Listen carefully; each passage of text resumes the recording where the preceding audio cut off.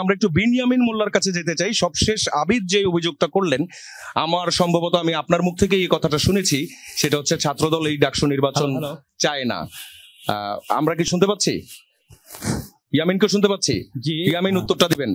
উত্তরটা অবশ্যই দিব। DUCSU for change, vote for change এর প্যানেলের পক্ষ থেকে সবাইকে শুভেচ্ছা জানাচ্ছি। আমাদের যে slogan, no more dirty politics, no more violence, make the DUCSU for academic excellence. আমার আলোচনা শুরু করছি।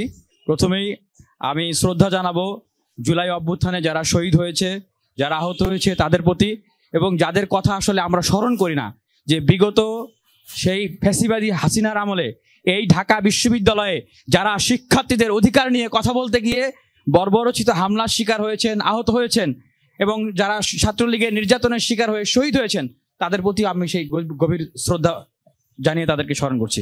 এবার সেই প্রশ্নের জায়গায় আসি।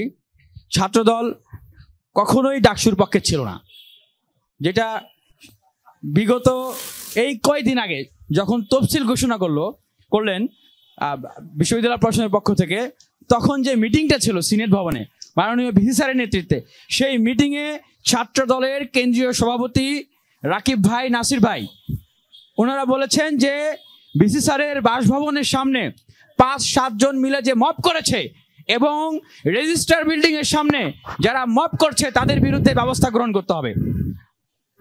কেন মব? কিসের মব হয়েছে? কারা মব করেছে?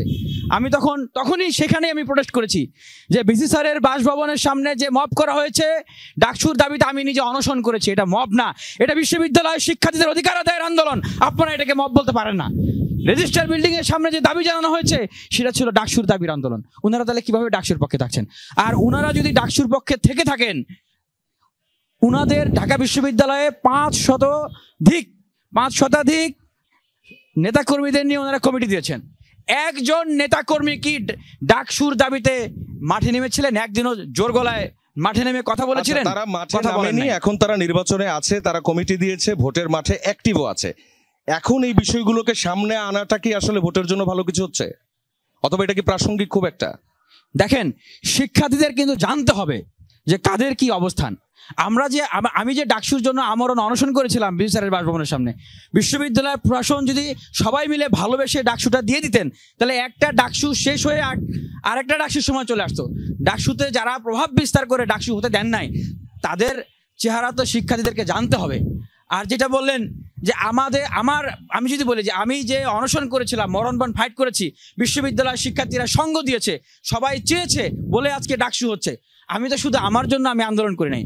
আজকে ছাত্রদল তারা ডাকসুতে এসছে। ছাত্র শিবির 2019 সালে তো ডাকসুতে ওনারা ছিলেন না, ওনারা ডাকসু করতে পারেন না। আপনি একটা প্রশ্ন করেছিলেন যে 19 সালের ডাকসু আর এই 25 সালের ডাকসুর কি পার্থক্য? এই 19 সালের ডাকসু আর 25 সালের ডাকসুর এই পার্থক্যের জন্যই তো আসলে আমাদের লড়াই। এখন আপনার কি মনে হয়, আপনি যেহেতু এই ইনিশিয়েটিভটা সামনে থেকে নিচ্ছেন বলে আপনি বলছেন, সেই জন্য কি ডাকসুতে আপনি ভোট বেশি পাবেন?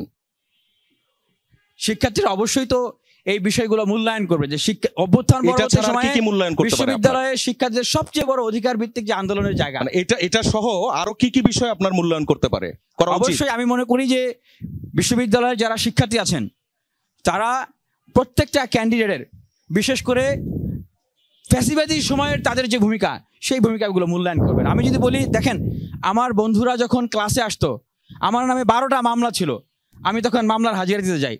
আমার বন্ধুরা যখন লাইব্রেরিতে বসে ওনারা চাকরির প্রিপারেশন নেয়, আমার বন্ধুরা যখন ওনারা গবেষণা পেপার তৈরি করে উন্নত জীবনে যাবেন, শিক্ষক হবেন বা গবেষক হবেন, প্রফেশনে যাবেন, আমি তখন সলিটারি কনফাইনমেন্টে, মানে ইহকাল এবং পরকালের মাঝামাঝি এরকম একটা জায়গায় আমাকে রাখা হয়েছিল। দুনিয়ার আমি কারোর সাথে কথা বলতে পারতাম না, আলো বাতাস দেখতে পারি নাই।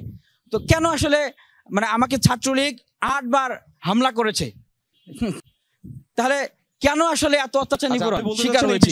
শিক্ষার্থীরা, ভোটাররা, এর কারণ ছিল সেই সময়ে এই বিশ্ববিদ্যালয় ক্যাম্পাসে শিক্ষার্থীদের উপর কিছুদিন পর পরে নির্যাতন হতো। ইভেন ছাত্র শিবির, ছাত্রদল, ছাত্র অধিকার পরিষদ এইভাবে ট্যাগিং দিয়েও সেখানে হলগুলোতে নির্যাতন করা হতো। কেউ না দাঁড়ালো, আমরা কিন্তু প্রতিবাদ করেছি।